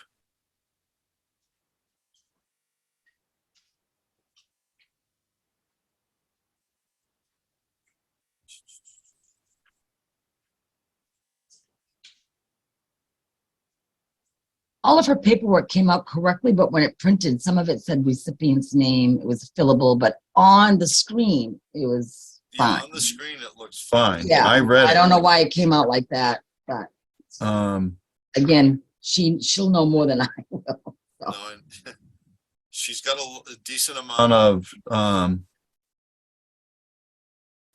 computer skills. I like the thing about it too. Sometimes when you get people that are in positions, they actually haven't dealt with customers. So it looks like she's dealt with customers. The last one was kind of interesting. The translation coordinator. In reading that, like that, she had to follow things through a process from a beginning to a point. Looks like there was a certain amount of review for her to do on things. Again, you're also going to get limited to what you get in the pool these days. So It is difficult to find someone to work for $20.32 an hour and has a lot of experience. So correct. So what you feeling, Nate? Nate, we did perform 4 interviews and all the other 3 required much more money than we could afford. So if you've conducted your interviews, And this is your choice. I would say it's your choice. Yeah, I wasn't present for that. So Me neither.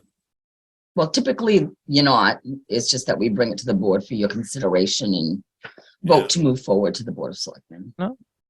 we did interviews. Well, you do interviews basically for the superintendents, but not for the daily staff.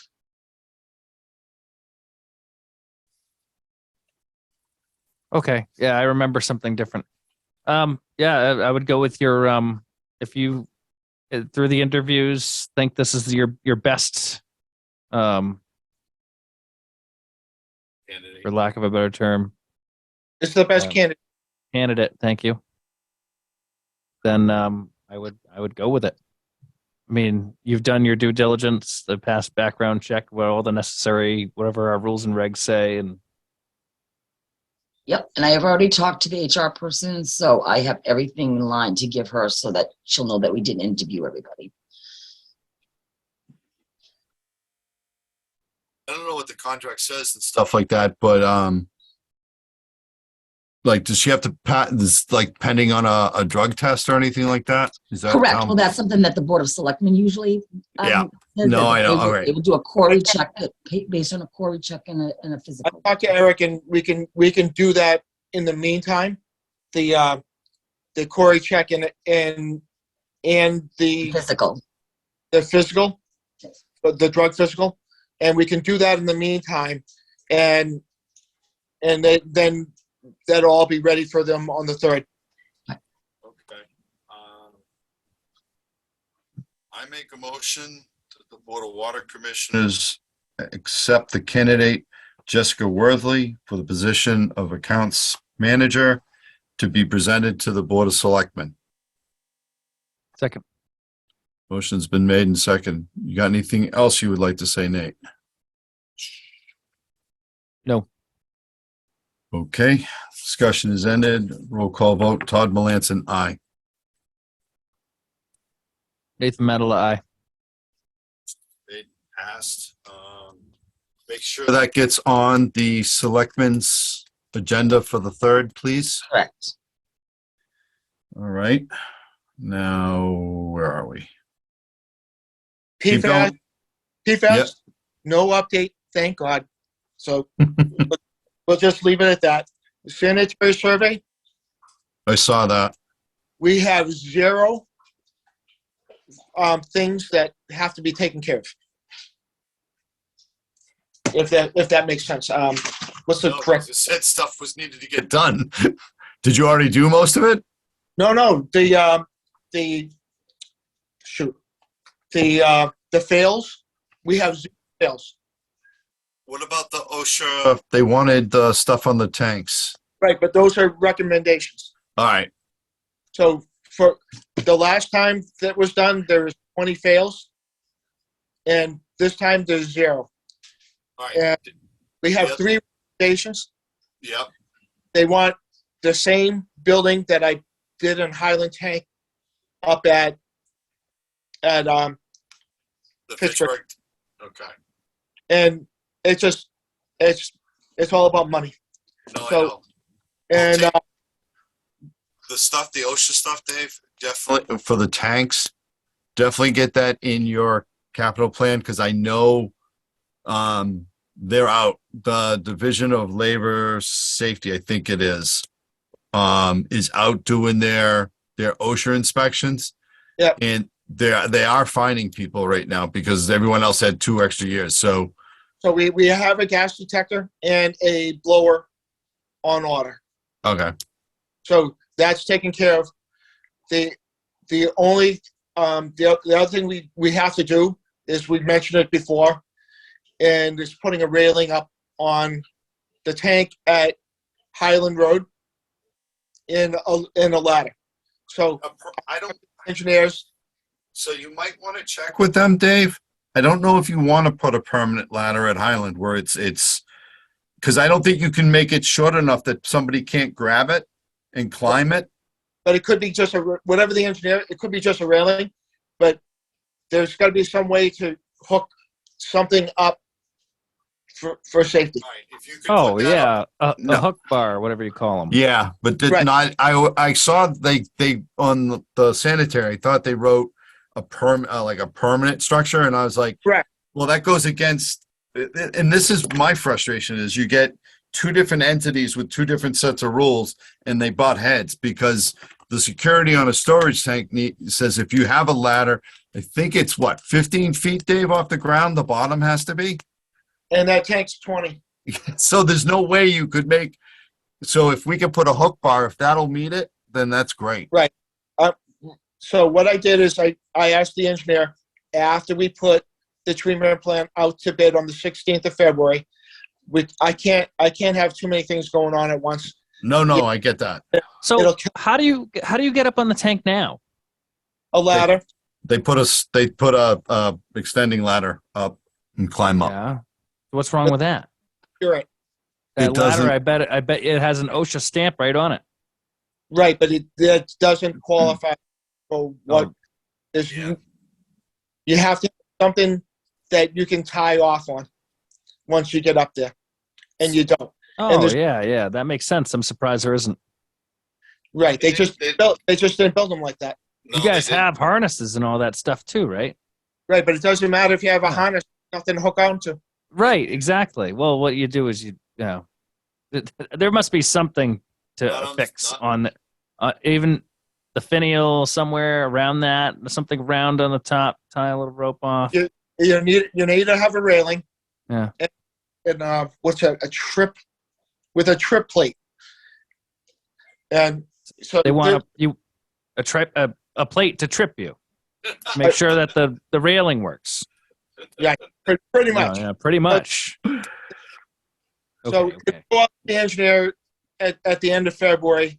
I don't want to give him too many things when we need to concentrate on the bidding. And as soon as the bidding's done or out and we're waiting, then I'm going to put that under contract, because I can't do anything to next year's budget anyways, because I just won't have the money. I'm sorry. Can you tell me what a trip plate is? It's that little, when you have a railing, you Yeah. have to 3-inch or 3.5-inch plate on the bottom of Oh, a railing. a kick plate. Yeah. Yes. Right. So you Okay. can't slide off. Well, if you wouldn't slip you- and fall. No, you'd if you be slip, tied off already. don't get it. I just know what they have to be there. So I'm really You need- concerned with safety. Okay, that's if you get something like that, but you know, It'll be I- done. It'll be done right. So kick plates are for falling items. okay. it's also for people going underneath the bottom railing. Yeah, but they should be tied off. Right, but you still they don't want people hanging off on a cable. Better than being on the ground. Yeah. Okay. All right. All right. Oh, fine. Fine. Okay. Just build whatever. Safety is safety. Yeah, I Right. know. Can't say no to safety.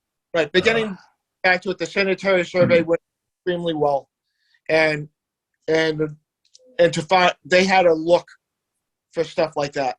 Well, they have to.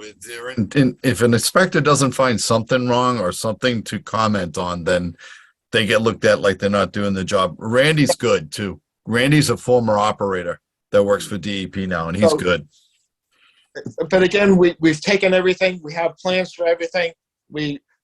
Everything's been done, and he liked what we did up there. So now the same thing. Okay. The bidding for the Main Street generator closes tomorrow. Okay. Of course, we don't have anything yet, but I've heard we're going to have a few tomorrow.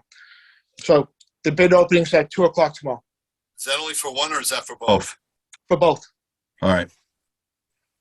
Lead and copper. This is an interesting one. So I can't get 40 because people don't want to fill the bottles.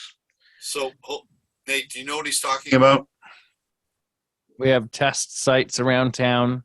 Okay, I just want to, lead and copper, and it used to be 3 times a year.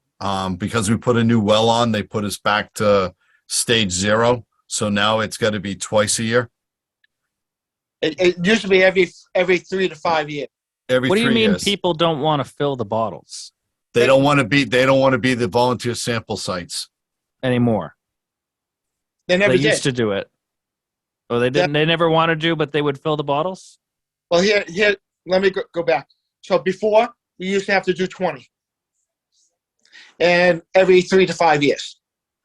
Now, DEP, because we put Cross Street online, And you put Main Street, the new one. which makes us have to do 40 and every 6 months. So each person, each site needs to fill 40 bottles. No, Okay. 40 sites. We went from 20 sites, 20 people. We had to double it to go to 40. Who chose these sites? it's all depending on the year of construction of the houses.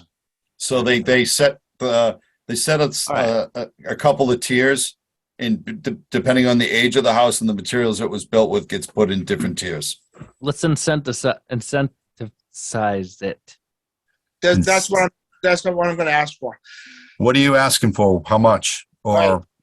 So we can't do anything with the water itself. And so if you give us a test, your unit charge for the following quarter will get taken off. And I don't want to have as a monetary, just because if the unit charge goes up, it'll change the price. If you just say, if we can put it in, your unit charge will be not Waived? waived for the next quarter. Okay. And maybe I can get, because right now, last time I had 32. Right now I'm at 33, and I can't get anyone to do above 33. And there's if you do it for people that you sign on, we need to do it for all 40, not just the ones that are signing on, correct? anyone who does, when we do the next quarter or the next semi, anyone who gives us a sample All right. will get I just don't want to. I don't want to be like Comcast, give a better deal to the newbie coming in, but the guy that's been doing it the whole time doesn't. So if it's everybody, I'm good with it. I don't mean to pick apart their science, but what is the point of doing multiple ages of houses? That would, that makes no sense. Nate, I already Yeah. did this battle and I lost. Okay. No, Because I'm in the same boat in Chelmsford, and I have 30, and of that 30, because we did it, now we're doing it twice a year. I've only gotten 14 back, and I haven't been able to get anybody. So I sent an email to DEP saying, what happens if I can't get any more? Because I've got literally people that don't want me coming to their house, don't want any, it's a nightmare. So, but don't try to use, this is coming from EPA, which then trickles to DEP, and it doesn't necessarily make any sense to me. And I had tried applying common sense, and it really didn't work. And I have an ulcer now. So this is the only way I can think of, is maybe getting the rest of them. What is our unit charge, Dave? I don't know off the top of my head. $45. 25? 45. 45. But if the rates go up, the unit charge could go up. So I don't want to make it a monetary. I just want to call it unit The charge. unit charge. Right. All right. Nate, can I get a motion? Do we need one? Yes. Yes. You want me to make it? I move that now you guys want to just, we have to do it across the board, everybody that samples, not just Correct. the ones that say no the first Yep. time. Okay. I move that we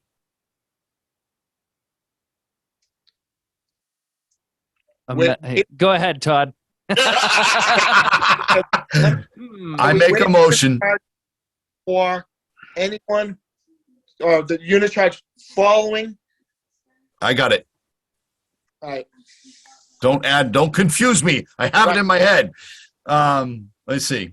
I make a motion that we incentivize the lead and copper sampling procedures for anyone that samples and delivers a sample gets their unit charge waived the following quarter. Perfect. Motion's been made and seconded. Roll call vote. Todd Melanson, aye. Nathan Madela, aye. Motion's made and passed. Great idea I had. I'm sorry. I'm kidding, Dave. I'm kidding. That's exactly what they wanted. All right. I'm tired right now. So Yep. I mean, I think we skipped 6.4, but we kind of discussed it with the other one. I don't know. No. He did. He said there was no updates on it, Brenda. He didn't Oh, skip I it. thought you said no updates on PFOS. no, and Right. no dates on the Harvard Trace. Okay, I'm sorry, I missed that. That's all right. Harvard Trace with all the OPM, and I'm just making sure. so we're Okay. good. Guidelines and procedures, unless you guys have anything. Oh, I have a 16-hour day tomorrow. no, Dave, let him know you put some. So Dave put something on the warrant and we actually kind of agreed to it before. He's getting the radar so we can start tracing when we do the markouts, Nate. Right. Yeah. To do the markouts fully, but he's got the radar device as one of the warrant articles.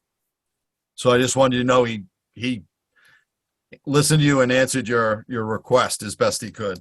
Let me go over the warrant articles for Nate. So, I've already purchased the plotter, and we got it for $7,500. So we got about $2,500.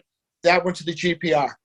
The fusing machine was $25,000. We allocated, so we reallocated that money. $15,000 for the dump trailer, $10,000 for the GPR. So now we're up to 12. And I added another 5. And so we have about 17.5 for a GPR, more than enough. I already went out and got some prices just so I know how much. And then the last one is redoing the SCADA system. And that's 50. And right now our SCADA system is on Band-Aids. And it's the one thing I haven't started working on yet. You know, we've done all the wells, we've done all these other problems. Now I need the SCADA, I'm going to redo the SCADA system. And when the treatment plant goes online, the SCADA headquarters will be at the treatment plant, and everything else will be redone beforehand for it. That makes sense because your major alarms are going to be probably at the treatment plant anyways, Dave. Right. All right. Dig safe procedures, we'll wait until we get the GPR, Nate. Because then he'll be able to incorporate that into his dig safe procedures. Excellent. So we are through that. And along with that, the just other, I mean, it says operational procedures and guidelines. The cleanup of the Cleanup. material. Yeah. Yeah. It just, the minutes, while it outlined what I had said, it wasn't nearly, it wasn't really verbatim, but I think it got, it, The spirit. the idea is there. And I'm happy to, go over specifics at any time. So right now, Yep. we have to concentrate on the bidding. Yep. No, I get you. I just wanted to throw that in there because it's here. All right. Yeah. There's a lot of work being done. I just have to Oh get yeah. everything Very important stuff. right. Right. Everything. The GPR is the next phase. Without that, you can't even locate the water lines in Timberlake Park because the mains aren't metal. All right. So now we go to, wait a minute. 7. Let's review and discuss monthly interest adjustment. We already did that. Why is that on there again? We approved that. Yes. No. This just to inform you that those the reports on there. It's You gonna did be on one. there monthly, just in case we Right. have Nope, that's right. There was one on there that it was like $3.24. 25. Yep. All right. All right. 7.2 schedule next Board of Water Commissioners meeting in Now, that. do you want to schedule them for January 3rd? Is that what I heard? No, the We're gonna 4th. post for the 4th. The 4th. January 4th. Yep. Okay. And Well, do you then- want to do you just want to do a signing at that time and we Well, do you a don't- second? Well, wait a minute. No, we don't have to do a meeting. Remember, because we don't have to meet to do the grading. Oh, He's that's gonna right. send it to us. So, okay. do it for the third Monday of January. The third Monday? Right, because the second Monday, we might have a planning board, we're actually gonna have a planning board meeting and for the treatment plant. And I can't be at two places at the same time. No, that's the 16th. Is that a holiday? I'm just trying That's to. Martin Luther King Jr. Day. Is that what it is? I can't remember. I Right. can't recall. That may, because right now the 9th is, we have the planning board meeting. Okay, so how about if we can do it the 10th or we can do it the 17th? I am unsure of my availability during that month. Okay. Do you And want I'm to get back? sorry Do you want to about get that. back? I just don't know what's Summer. We're trying to plan a meeting here, and we're Hi, talking Summer. about the 10th and possibly the 16th. Okay, the We can 10th is A good. week further out. The 10th is good. 10th is good.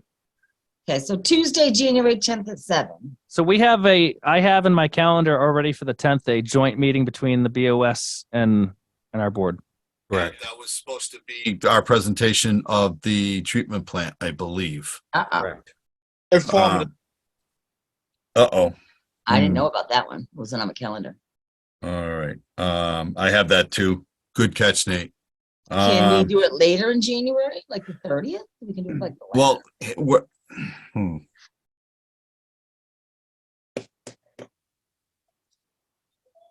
I'm not going anywhere in January, so you guys pick a date and I'll be there. Okay. Nate, Nate, just give me your Nate, do you availability wanna- tomorrow. Now, I don't know where I'm going to be, but I did say wherever I am, I just need to make sure my carrier will be able to work. So I should be able to zoom in anywhere I am. That's correct. But All right. I know that sometimes, like when Summer's Greek uncle comes over, he has to buy a cell phone here, and because his plan doesn't, I don't know.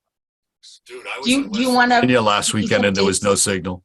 Do you want to give me some dates tomorrow, Nathan, that you might be available, and I could just schedule something? with you? Available for what? So we left off talking about this joint meeting, and On the that's 10th. in our calendars. So what is that? That's still If that meeting, we'll get Ty and Bond to do a whole presentation. Yep. We'll just need a bigger room than the selectmen's room in case we- people come. Is that Okay. here or is that? No, it's gonna It will not be at Memorial Hall. Okay, because I know nothing of this, so that's why I'm asking. in the selectman chambers. No, And the well, great, actually with The great room? The great room, in case we get a lot of people. Okay. there'll be a lot of people, but we'll just make sure all the people in Harbor Trace get notified and Well, even if they came, they're not gonna fit in the selectmen's room, so that's why I was thinking Right. Great Hall. yeah. All right, Nate, so if you guys wanted to do like the 11th or 12th, that would work. 13th, those are fine for me. It's fine with me. That's fine with me too. You want to What's do the your- 11th? Do you want to give us a break between two meetings? Want to do Not the really. 12th and give you a All break? Okay, right? Nah, Let's 11th keep it all. works for me, Nate. we'll I'm bear just down. saying. All right. Okay, Wednesday, the 11th? Yep. And that'll be our regular. Commissioners meeting. Yep. Okay. Yep. Make sure Nate, you're gonna, do you want to, you're gonna attend the meeting with so we'll have to post the, joint meeting, correct, Chaz, for the 10th? Correct. So Brenda, make sure you do that as well. Okay, so I'll post the meeting. Yes, because you're going. Yes, absolutely. Yes. Nate, if you would be so kind as to combine 7.3 and 7.4, I would greatly appreciate it. Yes. So combined. Mr. Chairman, I move that we review and sign October end of month reports and sign bills, payable warrants out of session. Second. Motion's been made and seconded. Roll call vote, Todd Melanson, aye. Nathan Adela, aye. Motion's been made and seconded. Before I forget, I just want to wish you all a very happy holidays, Merry Christmas, and a Happy New Year. And we'll see you on the flip side. And did you say touchdown? Yeah. Okay. Patriots? Yep, 7-3. Cool. All right. Now that that's through, I declare the Board of Water Commissioners closed at 9:08 p.m. on December 12th, 2020. Second. Motion's made and seconded. Wait a minute. Do we have to do that? Oh, you son of Merry Christmas to you too. Okay. Happy birthday. All right. Hey, Good night, take it easy, guys. guys. Bye. Take care. Back.